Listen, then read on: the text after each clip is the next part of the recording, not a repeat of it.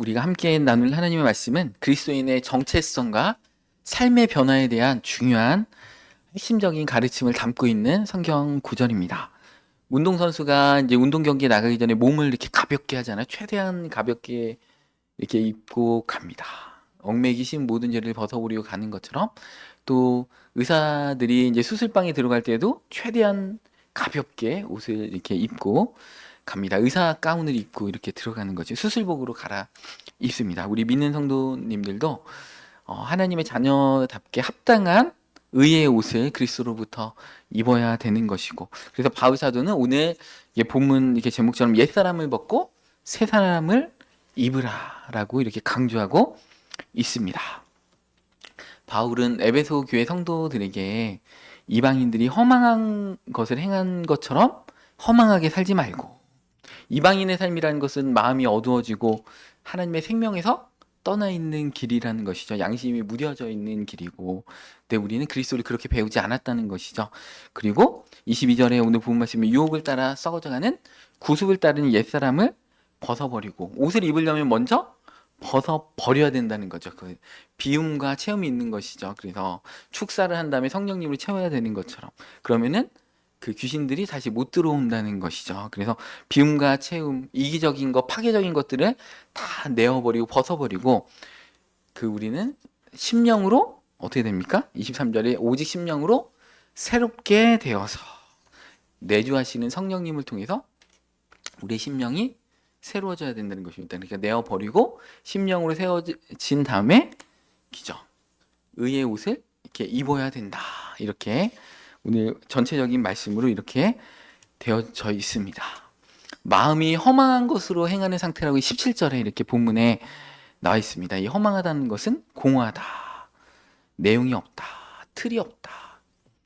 그 이제 창세기 1장에도 혼돈하고 공허하고 틀이 없다라는 것이거든요. 원어적으로 틀이 없으면 어떻게 됩니까? 하나님은 천지창조 3위를 통해서 틀을 만드시고, 거기에 틀을 만드신 다음에 빛이라는 틀을 만드시고, 넷째 날에 그 태양을 만드시고 달을 만드셨잖아요. 그리고 우리 삶에도 이 허망함에 빠져 있는 그 것들 가운데 하나님은 우리 삶에 틀을 만드시는 작업들을 하신다는 것입니다.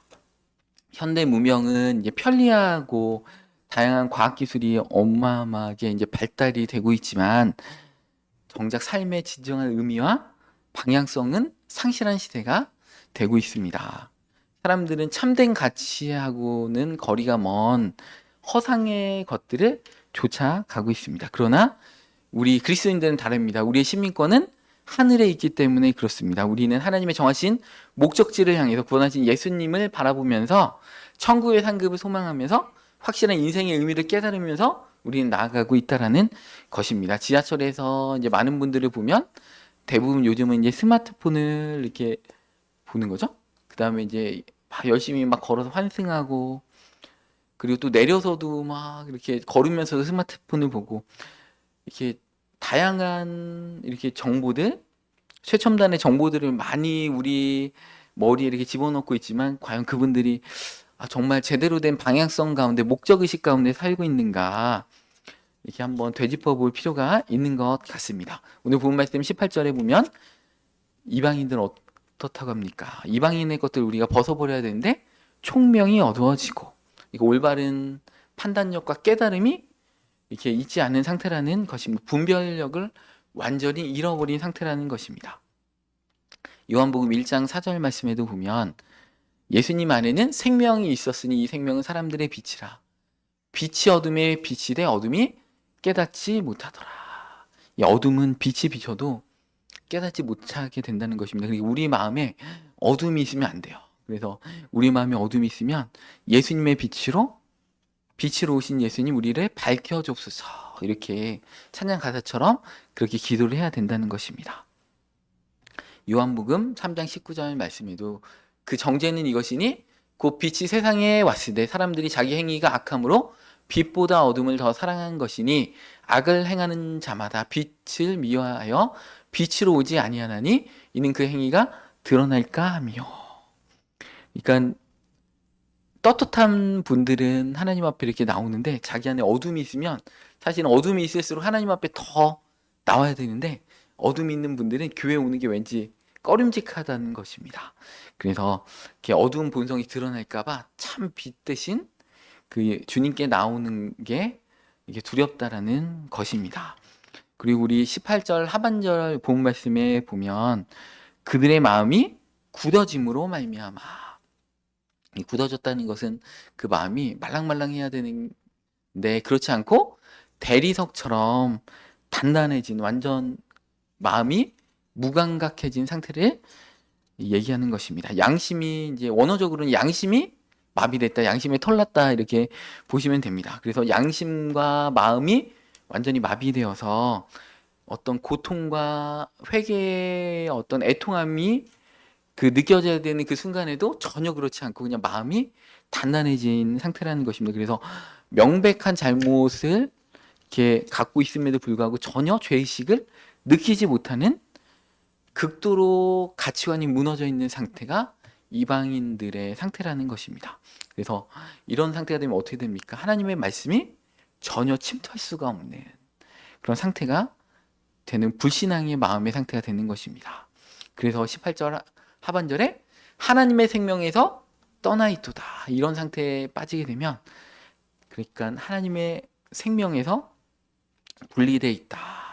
영적으로 죽어 있는 상태다. 근데 이런 게 하루 이틀 가고 오래되고 하나님께서 지속적으로 마음의 문을 두드리시는데 이것을 거부하면 하나님께서 어느 순간이 되면 그냥 내버려 두시는 단계가 있어요. 그래서 우리는 그 단계까지 가지 않고 빨리 이방인의 험한 것을 죄악된 옷을 다 벗어버려야 됩니다. 로마서 1장 28절 말씀에 보면 또한 그들이 마음에 하나님 두기를 싫어하며 하나님께서 그들을 상실한 마음에 내버려 두사 그냥 상실한 마음에 어느 순간이 되면 계속해서 회개해라. 이 세상에 있는 불신자들도 마찬가지, 우리 교회에 있는 성도님들 마찬가지고 세상에 있는 불신자들 가운데도요, 구원받지 못한 자들 가운데도 성령님이 그 마음의 문을 계속 두드리고 계십니다. 그리고 양심의 가책을 계속 느끼게 하시고, 그 고린도후서에 그렇게 나와 있잖아요. 어두운 데서 빛이 빛이라 말씀하신 하나님께서 기죠. 그리스도의 그 얼굴에 있는 하나님의 영광을 아는 빛을 우리 마음에 비추셨다 그러잖아요. 그러니까 천지창조 첫째 날에 빛이 있으라, 그것은 이 지구에 빛이 있으라는 것도 맞지만 그것은 영적인 의미로 사실 우리가 혼돈하고 공허하고 그 흑암의 깊음에 있는 우리의 그 이 지구의 상태를 빗대어서 우리의 영적 혼돈의 상태를 말씀하시는 것입니다. 그런데 예수님의 그 빛이 비쳐서 이제 구원이 시작이 되는데, 그때 빛이 비치기 전에 하나님의 신은 수면 위에 운행하신다. 제가 여러 차례 말씀드렸죠. 이 수면 위에 운행하신다는 게 히브리어 언어로 라프라는 거죠. 그죠? 닭이 달걀을 품고 이렇게 있는 그런 상태. 그죠? 그래서 그 구원의 역사가 일어날 수 있도록 그것을 닭이 이제 그 달걀 그 병아리가 태어날 수 있는 그 상태가 될 수 있도록 성령님은 불신자든지 교회 안에 있는 구원받지 못한 자든지 간에 성령이 끊임없이 말씀하시고 그 마음 가운데 감동을 주셔가지고 그 21일 만에 그 병아리가 태어날 수 있도록 품어주시는 그 역사가 성령님의 역사라는 것입니다. 그 이렇게 청주 신학교에 이렇게 가보니까 거기에 그 부화기에 이제 닭을 어느 목사님이 이렇게 탁 넣어가지고 이렇게 닭이 막 이렇게 태어나는데 저녁 때 막 보니까 3마리가 태어났는데 막 한참 얘기하다가 또 보니까 또 5마리 됐고 7마리 됐고 막 그러더라고요. 근데 겨울에는 이 암탉이 얼마나 중요한가, 성령님이 우리 가운데 함께 하시는 게 얼마나 중요한가.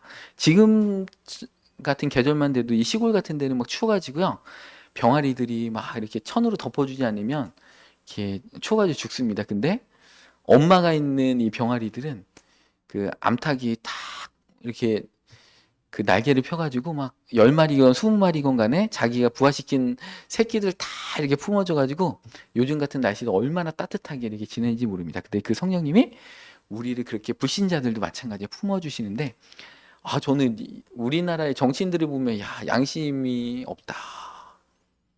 절대 잘못했다고 안 하잖아요. 막 검찰 조사를 받던 뭐 재판을 갔던 뭐 정치적인 보복이다 이거는 막 이러고 제가 정말 잘못했습니다. 이렇게 감옥 가서 정말 참회하고 정말 새 사람이 돼서 바른 정치인 되겠습니다. 이렇게 말하는 사람 제가 거의 못 본 것 같아요. 막 끝까지 막 반대당이 잘못했고 자기네 당은 다 옳고 반대당은 막 악마고 막 이렇게 몰아가는 거잖아요.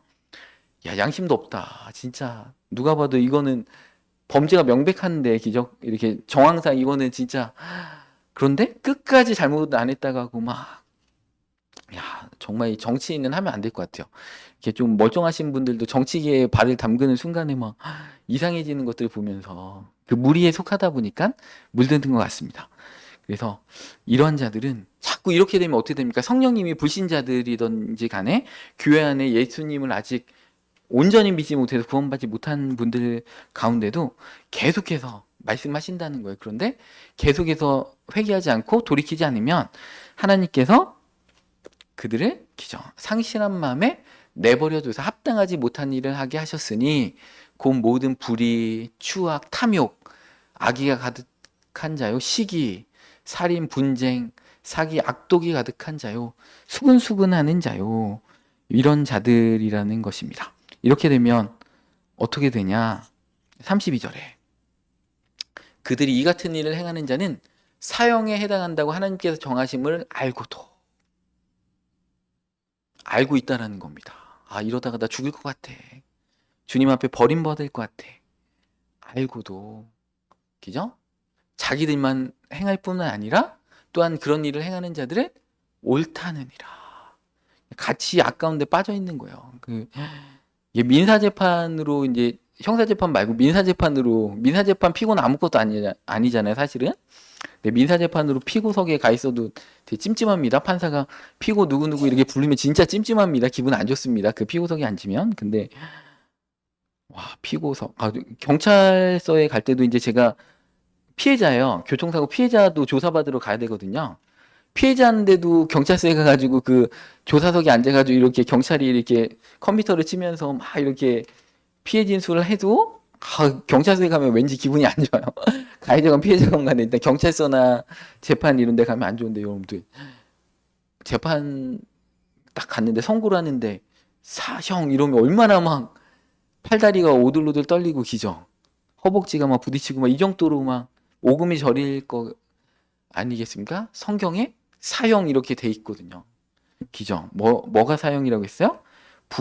오늘 아까 29절에 로마서 1장 29절에 불의함, 추악, 탐욕, 악의, 시기, 살인, 분쟁, 사기, 악독, 수군수군 이런 거를 행하면 사형에 해당된다. 그것을 알고도 자기만 행할 뿐만 아니라 또한 그런 행하는 자들을 두둔하면서 괜찮아. 이런 자들은 하나님께서 상실한 마음대로 버려둔다. 이 버려두는 단계까지 가면 절대 안 된다. 그 전에 빨리 돌이켜야 된다는 것입니다.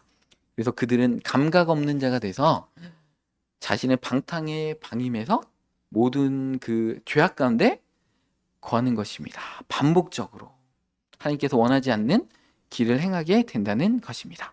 그런데 예수님을 믿는 자들은 어떻게 해야 되느냐? 오늘 본문 말씀 20절에 보니까 오직 너희는 그리스도를 그같이 배우지 아니하였느니라.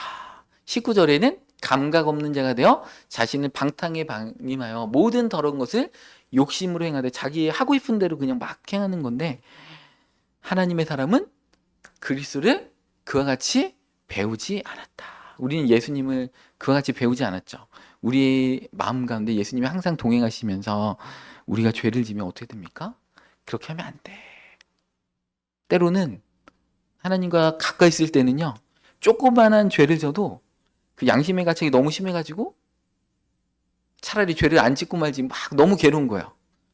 그런 단계까지 우리는 사실 가야 돼요. 우리 마음이 말랑말랑해서 하나님 싫어하시는 일을 죄의 그 모양을 흉내만 내도 막 양심의 가책을 받아서 괴롭다.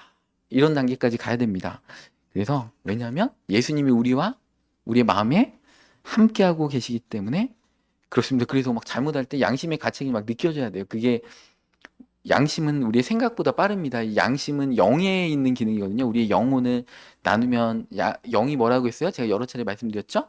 직감과 양심과 교통이라고 했잖아요. 하나님과 교통하고 직감적으로 주님의 뜻을 깨닫고 양심의 가책을 느끼는 게 우리 영의 기능, 혼의 기능은 생각, 감정, 의지라고 제가 여러 차례 말씀드렸잖아요. 우리 생각보다 우리 감정보다 양심의 가책이 훨씬 빨라요. 생각하기 전에 이미 찔려버리고 두려운 거예요. 양심에 성령님이 양심에다가 말씀하시는 거거든요. 그때 돌이키고 근데 이 양심의 소리를 두 번, 세 번만 딱 이렇게 어겨도 양심이 엄청 무뎌져요. 영적 감각이 엄청 무뎌져요, 여러분들. 막 20번, 30번이 아니고 두 번, 세 번만 그 양심의 가책의 소리를 무디게 하고 거역해도 양심이 말랑말랑하던 것이 엄청 무디어져요. 그래서 죄를 깨닫는 그 기능이 엄청 이렇게 무뎌지고 더뎌지고 깨닫는데 한참 걸리고 그렇게 대한된다는 것입니다. 그래서 우리는 주님과 예수님과 항상 교제하고 있기 때문에 그죠? 참된 그리스도인의 삶을 살고 있기 때문에 우리는 그죠? 그리스도를 온전히 닮아가고 온전히 알아가야 됩니다. 우리는 예수님을 그렇게 체험적으로 그렇게 배우지 않았어요. 그래서 우리는 그런 죄된 것들을 우리 마음에 품을 수가 우리는 없어요. 왜냐하면 우리 마음에 예수님이 계신데 우리 마음에 죄를 품을 수 있습니까? 예수님이 이쪽 계시는데 예수님 잠깐 나가 계세요. 그리고 막 죄를 꽉 채웠다가 막 하고 싶은 대로 다 하다가 예수님 이제 됐어요. 예수님 오세요. 그러면 예수님 안 오십니다. 예수님 왜냐하면 예수님이 우리의 마음의 주인이 되셔야 되는데 예수님은 완전 밀어내 버리는 거죠. 그리고 이 마음의 죄로 꽉 채워버리는 거죠. 그럼 예수님이 더 이상 활동하지 않으신다는 것입니다. 그리고 오늘 본 말씀에 보면 21절에 그죠? 20절에는 너희가 예수를 그와 같이 배우지 않았다. 그런데 뭐라고 됐습니까? 진리가 예수님 안에 있는 것처럼 너희가 참으로 예수님에게서 들었다. 우리 마음 가운데 말씀하시는 예수님에게 듣고 또 예수님이 우리 가운데 끊임없이 가르치고 계신다. 그러니까 이방인들처럼 허망한 죄 가운데 진짜 살지 말아라. 너희는 예수님을 그와 같이 배우지 않았다. 너희 가운데 계신 예수님의 말씀을 듣고 예수님의 가르침을 들어라. 그죠? 예수님이 우리 안에 있는 것 같이 우리 안에 계시다는 거죠. 멀리 계시고 하늘 보좌 위에 계시죠. 하나님 보좌 우편에 계시는데 우리가 이렇게 기도할 때 성령님 능력을 부어주시옵소서. 그거는 뭐예요? 성령님 능력으로 역사하시는 7명의 성령님, 하나님의 보좌 앞에 계신 7명의 성령님이 계시록 3장에 나오잖아요. 그러니까 우리에게 은사로 역사하시고 기름 부음과 감동으로 막 기죠. 어떤 예배 공간에 가면 뭔가 은혜를 느껴지고 그런 게 우리의 바깥에서 역사하시는 바깥에서 우리 안으로 스며드는 역사하시는 스며드는 성령님이기 때문에 우리는 지속적으로 받아야 됩니다. 하나님으로부터 계속해서 태양에서 이제 빛과 열이 나오는 것처럼 성령님은 하나님의 영이시기 때문에 하나님으로부터 하나님의 보좌로부터 성령님의 능력과 그 기름 부심 계속 나와요. 그러니까 그 기름 부심 우리는 계속해서 받아야 돼요. 매일매일 새벽 예배에 나오고 철야 예배에 나오고 주일 예배에 와서 그 기름 부심을 계속 받아야 돼요. 근데 보혜사 성령님과 우리 가운데 내주하시는 예수 그리스도의 영은 우리와 영원토록 동행하시고 우리와 함께 하시고 우리에게 말씀하시고 그러니까 죄를 깨닫는 건 뭐예요? 기름 부음의 성령님이 아니에요. 죄를 깨닫는 거는 우리 안에 역사하시는 보혜사 성령님이 말씀으로 깨닫게 하시고 말씀이 생각나게 하시고 예수 그리스도의 영께서 양자의 영이 우리를 양자 삼으신 예수 그리스도의 영이 예수님이 머리잖아요. 우리가 그의 지체잖아요. 왜 그렇게 될 수 있느냐?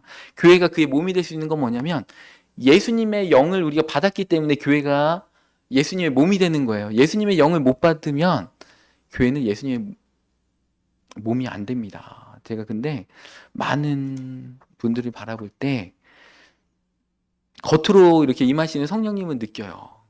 근데 우리 안에서 말씀하시는 예수님의 생명, 사랑 이런 거를 찬양 들을 때 은혜를 받는다는 게 뭐예요? 예수님 우리한테 말씀하시는 거죠. 은혜 주시는 거잖아요.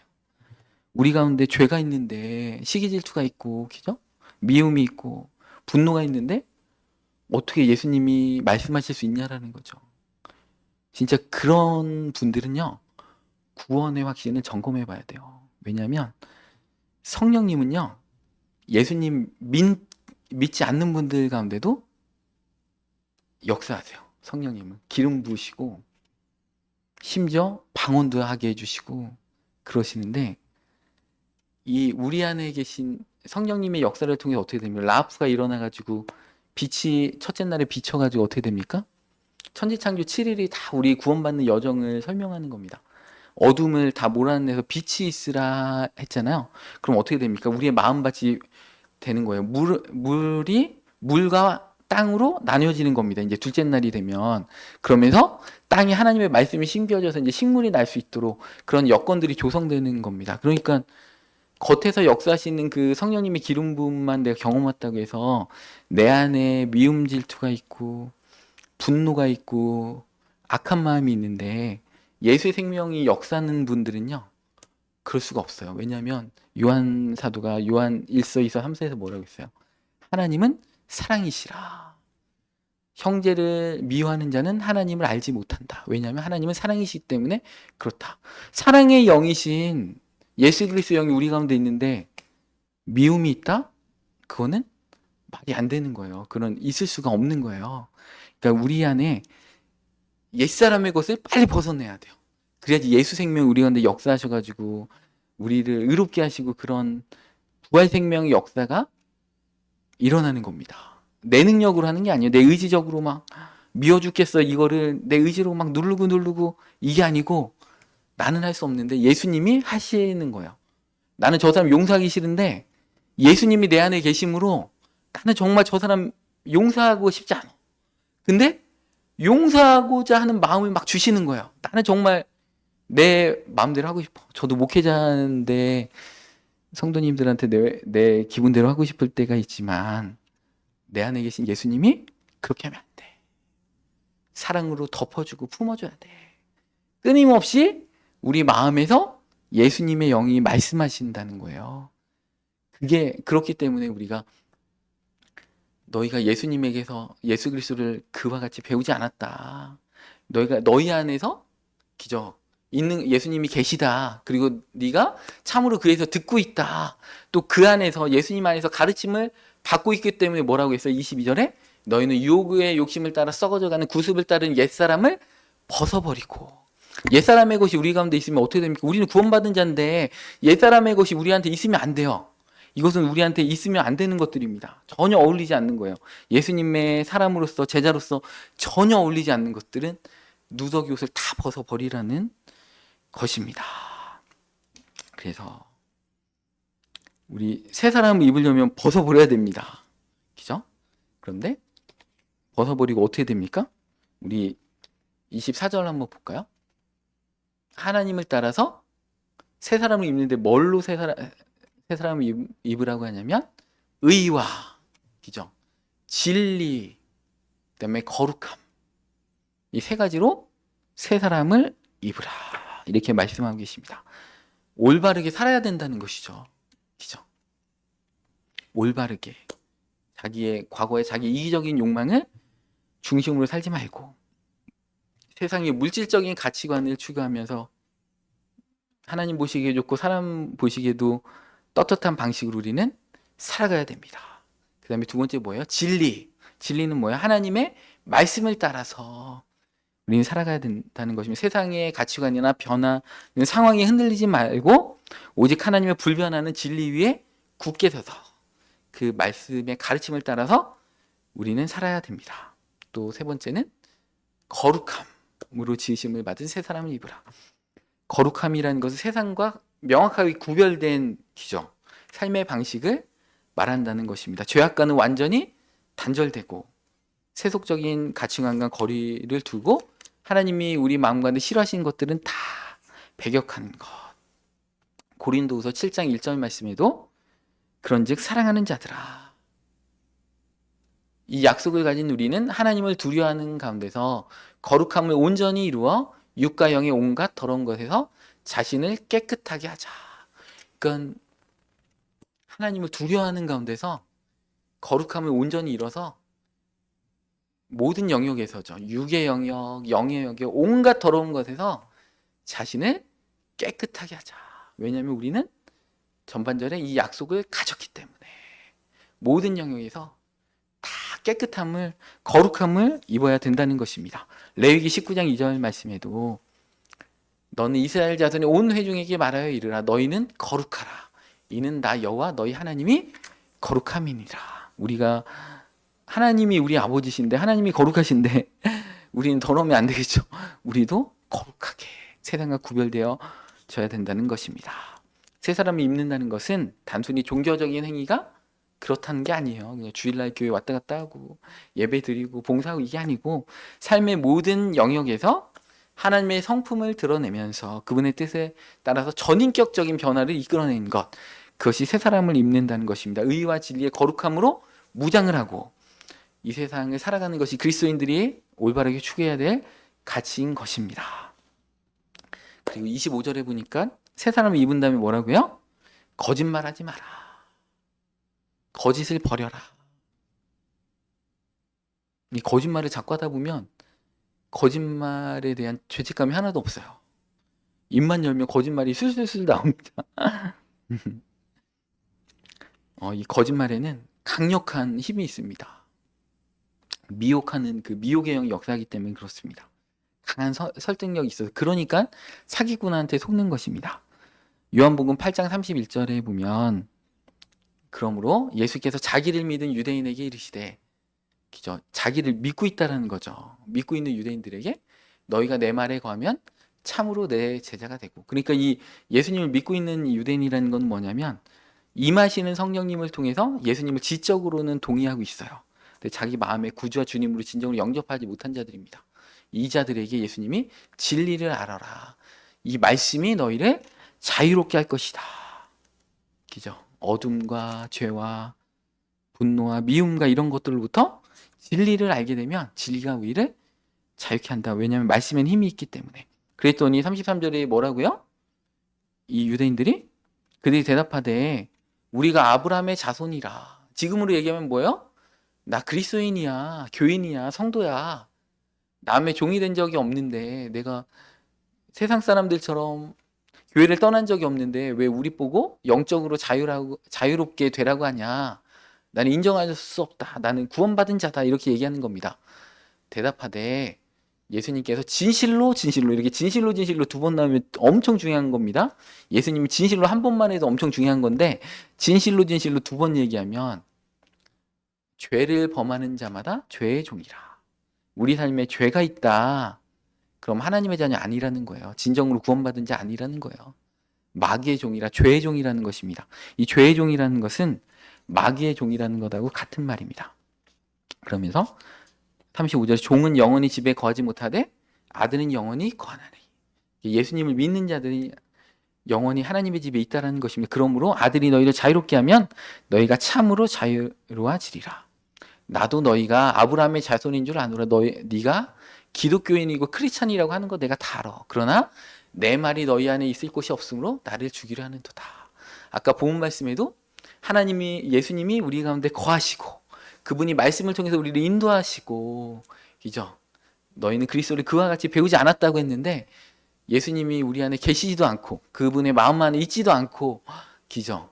예수님의 말씀도 없기 때문에 예수님을 죽이려고 한다는 것입니다. 그러면서 43절에 어찌하여 내 말을 깨닫지 못하느냐. 자꾸 예수님을 믿는 그 유대인들에게 얘기하는데 깨닫지 못하는 거예요. 이는 내 말을 들을 줄 알지 못함이라. 너희는 너희 아비 마귀에게서 났으니. 그러니까 예수님을 믿은 유대인들한테 예수님이 뭐라고 했어요? 네 아버지는 사탄이야. 왜냐하면 죄의 종이기 때문에. 네가 예수님이 진짜 믿었으면 네가 그렇게 죄 짓고 살 수가 없어. 내 말이 네 마음 가운데 거할 곳이 없는 거잖아. 그러니까 내 말을 들을 줄을 모른다는 거고 깨닫지를 못한다는 거고 아무리 얘기해도 예수님이 아무리 설교를 몇십 번을 해도 깨닫지 못하고 네 아버지는 마귀야. 넌 사탄의 자식이야. 이렇게 얘기하는 겁니다. 그러면서 사탄은 처음부터 살인한 자요. 진리가 그 속에 없으므로 진리에 서지 못하고 거짓말을 할 때마다 제 것으로 말하느니 이는 그가 거짓말쟁이요 거짓의 아버지가 되었습니다. 그러니까 거짓말을 한다. 사탄이 거짓말의 아비라고 했습니다. 여러분 진짜 거짓말하면 안 돼요. 거짓말은 사탄으로부터 지옥으로부터 나는 겁니다. 거짓말의 아비가 사탄이기 때문에. 그렇습니다. 그래서 그 데살로니가후서 2장 11절 말씀에도 이러므로 하나님이 미혹의 역사를 그들에게 보내사 거짓 것을 믿게 하심은 진리를 믿지 않고 불의를 좋아하는 모든 자들로 하여금 심판을 받게 하려 하심이라.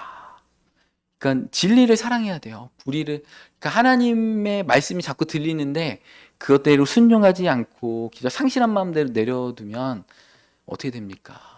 심판을 받게 하기 위해서 진리의 것들을 안 믿어주고 이제 어떻게 됩니까? 거짓 것을 믿게 되는 미혹의 역사가 일어나게 된다는 것입니다. 그런 사람들이 교회에 있을 때 어떻게 되느냐? 갈라디아서 4장 29절 말씀에 이런 일들이 일어나는 겁니다. 아까 예수님을 믿는 유태인들도 예수를 죽이려고 했다고 했잖아요. 예수님이 그랬잖아요.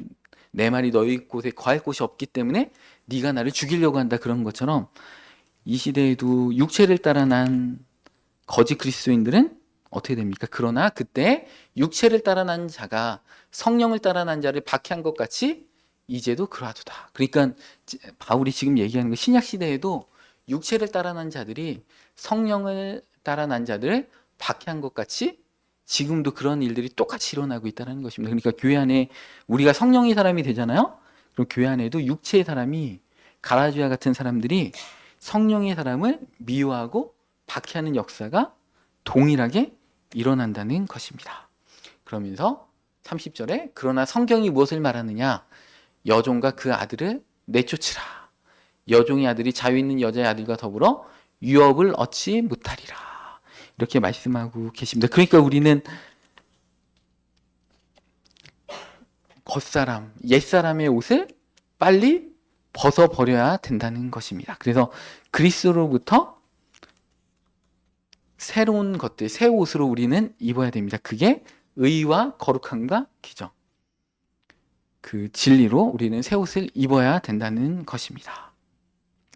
거짓은 진실보다 더 그럴듯해 보입니다. 이렇게 요즘 얼마나 막 진짜 생화처럼 이렇게 아름답게 보이는지 모릅니다. 물건을 구매할 때 우리는 믿을 수 없는 시대잖아요. 이렇게 막 짜가가 많잖아요. 브랜드라고 해서 정품이라고 해도 이렇게 사고 나면 짜가도 많고, 그다음에 온라인 쇼핑몰에 막 그 댓글이나 막 별표를 보고 샀는데 막 형편없는 것들도 많고, 또 막 가짜 뉴스와 허위 정보들이 너무나 많이 있습니다. 그 막 명백한 이렇게 허위인데도 우리는 많이 속아 넘어가는 것 같아요. 이렇게 TV에서도 건강식품 막 이렇게 거짓 광고를 이렇게 보면 그 모든 병이 막 이 건강식품만 먹으면 다 병이 날 것 같은 그런 어떤 허황된 만병통치약과 같은 그런 그 광고들도 있습니다. 근데 거짓말은 모든 습관 중에서 제일 나쁜 습관이 거짓말입니다. 그 예전에는 이제 예전 고대 사람들이 거짓말을 하도 많이 해가지고 이렇게 그리스 아테네에서는 거짓말하는 사람은 이제 시민권을 아예 박탈해 버렸다고 합니다. 그리고 이집트에서는 거짓말을 심하게 하면 코를 베어버리고 귀를 베어버렸다고 할 정도로 이 거짓말을 강하게 이렇게 다뤘습니다. 그리고 우리 그 오늘 본문 말씀에 보면 또 뭐라고 됩니까? 26절인가요? 26절에 보면, 그죠? 25절에는 거짓을 버리고 각각 참된 말을 하라 해서 이제 거짓말에 대해서 다뤘고, 26절에는 분을 내어도 죄를 짓지 말며 해가 지도록 분을 품지 말고. 인간은 혼자 살아갈 수 없는 존재이기 때문에 이웃과 함께 살아가야 되고, 또 공동체 안에서 관계를 맺으면서 살아가기 때문에 이렇게 분을 이렇게 내고 상처를 받을 수 있는 일들이 생길 수 있습니다. 그래서 그런 이 분노를 이겨야 된다라고 성경에서는 강조하고 있습니다. 야고보서 1장 19절 말씀에 보면 내 사랑하는 형제들아 너희가 알지니 사람마다 듣기는 속히 하고 말하기는 더디하며 성내기도 더디하라. 사람이 성내는 것이 하나님의 의를 이루지 못함이라. 그러므로 모든 더러운 것과 넘치는 악을 내버리고 너희 영혼을 능히 구원할 바 마음에 심어진 말씀을 온유함으로 받으라. 이렇게 말씀하고 계십니다. 그래서 우리는 노하는 것이 하나님의 의를 이루지 못하기 때문에 우리는 절제를 해야 된다는 것입니다.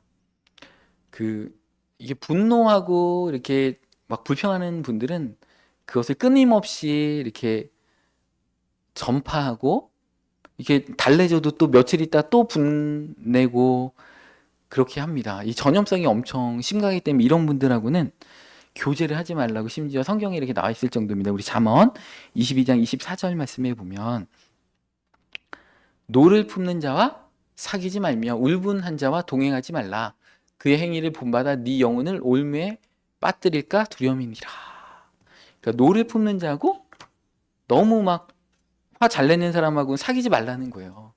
울분하는 자, 뭔가 한이 맺혀 있는 자하고는 같이 교제하지 말라는 겁니다. 왜냐하면 그의 행위를 본받아서 우리의 영혼에 올무로 빠뜨리. 그러니까 이게 전염된다는 게 전파의 그 전염성과 위험성이 엄청 심각하다는 거예요. 어느 정도냐면 코로나 바이러스 정도. 코로나 바이러스 걸린 사람하고는 우리가 격리해야 되죠. 그분이 완전히 그거에서 자유로워질 때까지 격리해야 되는 것처럼 노를 품은 자, 울분하는 자하고는 이렇게 동행하지 마시기 바랍니다. 우리 선거철 대회에서 막 상대 당을 막 이렇게 완전 깔아뭉개고 막 분노케 하는 그 발언을 하면 그거 듣고 있으면 어떻습니까? 우리 마음이 평안해집니까? 아니면 우리 마음도 불편해지고 기죠. 막 괜히 분노가 이렇게 치밀고 그러잖아요. 그러니까 그런 얘기를 듣지 마시기 바랍니다. 그리고 그런 사람들하고 자꾸 어울리면 우리도 영향을 받기 때문에 그런 자들하고는 분리해야 된다는 것입니다. 그래서 금묵작이라는 말도 있죠. 이렇게 친구들을 잘 가려서 사귀어야 된다는 것입니다. 까마귀 노는 곳에 백로야 가지 마라. 우리 조상님들은 그렇게 말씀했잖아요. 왠지 자꾸 영향을 받기 때문에 그렇다는 것입니다. 원래 건전하고 긍정적인 사람들도 부정적이고 불만이 많은 사람들과 어울리다 보면 금세 그 영향을 받게 됩니다. 잘못된 인간관계는 결국 그 영혼을 파멸로 이끌어 간다는 것입니다. 문제를 일으키는 사람들 대부분 그 마음에 불평불만이 항상 가득 차 있다라는 것입니다. 사회에 대한 원망과 불평이 자기를 지배해요. 사회가 막 우리나라를 원망하고 부모님을 원망하고 그렇다는 것이죠. 저희 친척 가운데도 그런 분이 계셨어요. 막 술만 드시면 막 그런 불평을 하신 분들이 있더라고요. 막 삼촌들이 나에게 해준 게 뭐야? 막 이러면서 막 삼촌들도 어려웠는데 막 삼촌들이 나에게 해준 게 뭐야? 그런 불만을 막 품으시는 분들이 있습니다. 우리는 원망보다 감사를 품고, 그죠? 이렇게 사랑의 마음을 품고 용서의 마음을 품어야 됩니다. 남의 것을 자꾸 탐내고 막 헐뜯고 비방하고 시기 질투하는 그 마음을 벗어버려야 됩니다. 특별히 불평이 많은 사람은요, 모든 것을 부정적으로 해석합니다. 그의 말에는 희망적이고 건설적인 말이 없어요. 세워주고 격려하는 말이 아니고 깡그리 무너뜨리고 밟아버리는 말을 해버린다는 것입니다. 왜냐하면 그의 사고방식 자체가 병들어 있기 때문에 그렇습니다. 성경은 그런 사람들하고 가까이 하지 말라 이렇게 말씀하고 계십니다. 그죠? 시편 1편에도 기죠. 의인은 기죠. 불의한 자와 기죠. 그 함께하지 않는다라고 했잖아요. 교만한 자의 자리에 앉지 않으며 기죠.